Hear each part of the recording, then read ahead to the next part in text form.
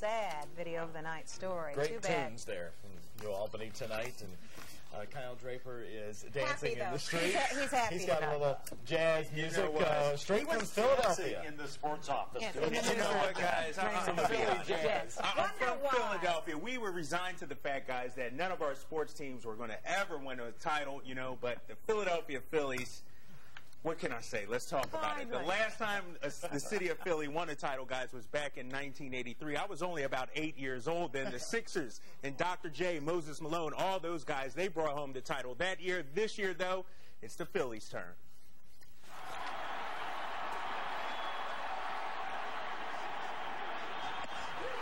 Phillies are world champions. Philadelphia Phillies behind Brad Lidge, making that final out right there, are your World Series champs. They beat the Tampa Bay Rays 4-3 tonight. Check out the scene outside the ballpark. The crowd just pouring out onto the streets. This is how crazy it was out there. I talked to people back home. They said fireworks are going off, guns are blazing out there. I'm telling you, the last time, 1980, that was the last time the Phillies won the World Series title. Check out that fan right there. Gary Maddox and the boys, Steve Carlton, Mike Schmidt, will all be proud of this team. Once again, the Phillies win the World Series 4-3. They take the series 4-1. Let's bring it back locally right now. U of L football coach Steve Cragthorpe, he says other guys will need to step up now that junior receiver Scott Long is out for the season with a knee injury. He tore his ACL in practice yesterday. He just had the best game of his career, catching 5 passes for 134 yards and 2 scores in Saturday's win over South Florida.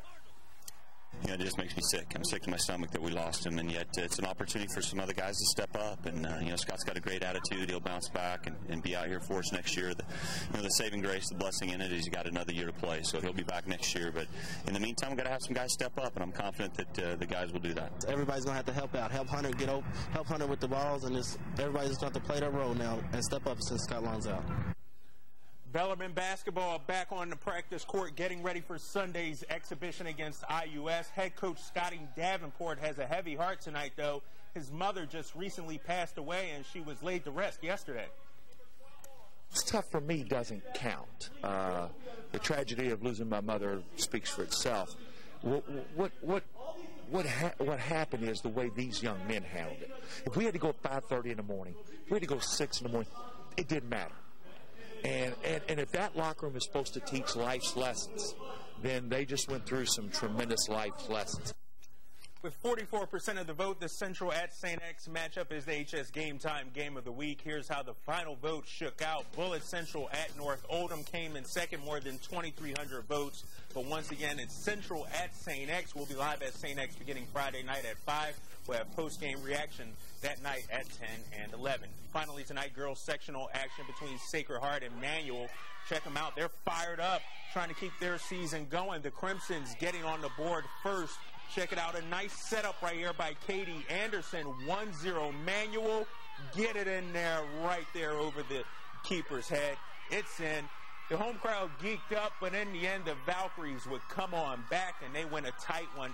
3-2 is the final score. Sacred Heart, they advance to next week's semifinals. We'll be right back right after this. Wall Street CEO